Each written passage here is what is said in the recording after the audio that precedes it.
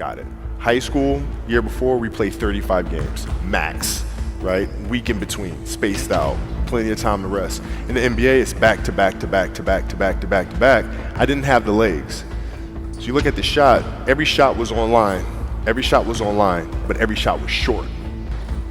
Right? I gotta get stronger. I gotta train differently. The weight training program that I'm doing, I gotta tailor it for an 82-game season so that when the playoffs come around, my legs are stronger and that ball gets there. So I look at it with rationale and say, okay, well, the reason why I shot air balls is because my legs aren't there. I go, well, next year they'll be there. That was it. Done. Were there some names that you looked at and says, these three guys are as crazy as I am? At the time, I deal with what I've referred to as Goat Mountain.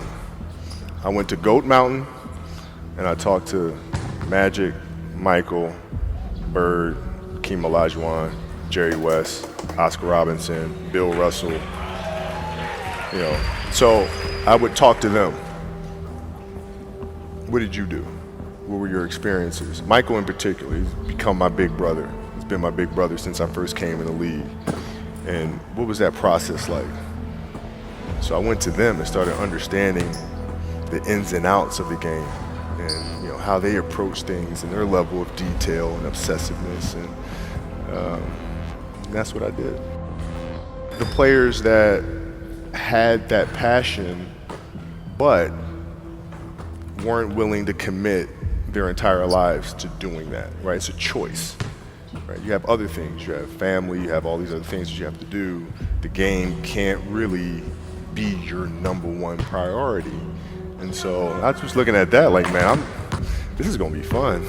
If I'm buddies with you from high school, if I'm a cousin of yours, what happened to our relationship? How did that gravitate when you went into the league and you're determined to become the greatest, or you're determined to become one of the greatest? What happens to our relationship? Well, it suffers.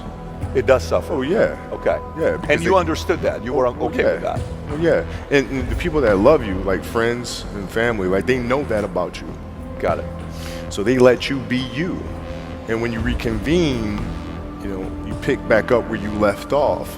But make no mistake about it, everything in between is lost. Right? So those long-term relationships, the commitment of time of taking vacation. Like I see a lot of players take vacations with other players that are close friends, and they'll just take vacations just to take vacations, or just hang out just to hang out. Like I never did that. Why not though? Why didn't you do that? Well, because when I retire, I didn't want to have to say, I wish I would have done more. I don't want that. I don't want that. You got a lot of people paying their hard-earned money to come watch you perform. It's your job to be in shape. It's your job to be strong enough to perform at that level every single night. And as a competitor, I'm not ducking shit. Like it's not, oh my God, my back hurts, I'm sore. We got to play Vince Carter and Toronto Raptors tonight. We actually had this happen. We had a game against Toronto in 2000, and Vince was tearing the league up. My back was jacked. But like the perception of that, like what?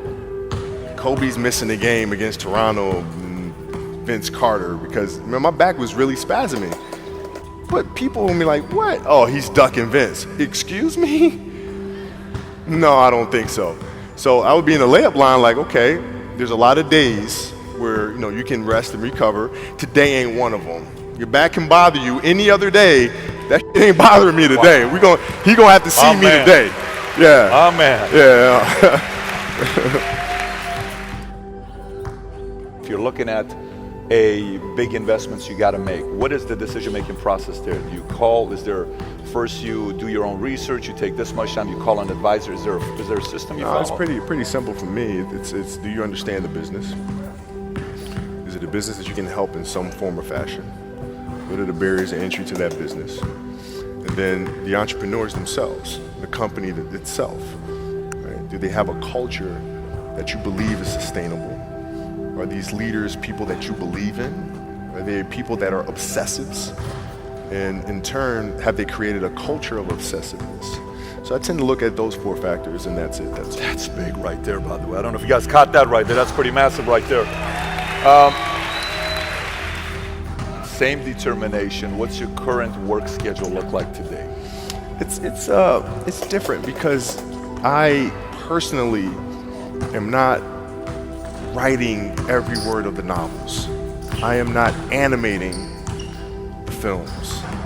What I have to do now is make sure that the people that we bring in, these obsessives that we bring in, are challenging themselves to do the best job that they think they can do. That's what I'm there for, is for them to constantly look in the mirror and self-assess and challenge themselves. If we have a project and you're saying, okay, I can do that, that's not the project we want. The projects that say, I don't know if I can animate that. I don't know how to write that story. I don't know how to do that. Those are the things we want, because through that curiosity, you'll reach a level that you didn't think was possible. And so running the studio, that's what I'm doing.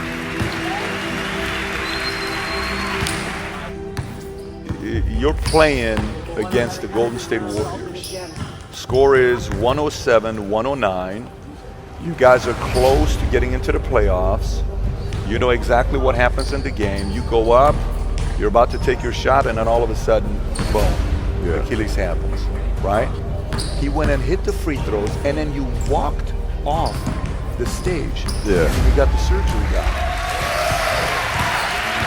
I went in the trainer's room, my kids are in there, and they're looking at you and stuff, and I'm looking at them, and I'm like, it's all right, Dad's gonna be all right. It'll be fine. It'll be all right. It'll be all right. It'll be all right. As a parent, you gotta set the example. You gotta set the example. This is another obstacle. This obstacle cannot define me. It's not gonna cripple me. It's not gonna be responsible for me stepping away for the game that I love. I'm gonna step away on my own terms.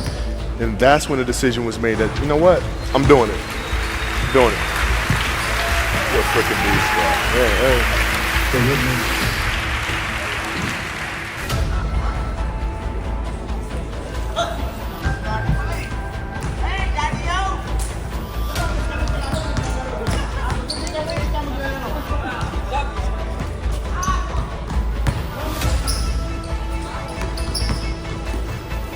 Pagpapapa! Yung lahat ngayon, 100% din kayo? Sabi pa naman ni Jay sa akin, pag wala laro kasi masakit ang pako.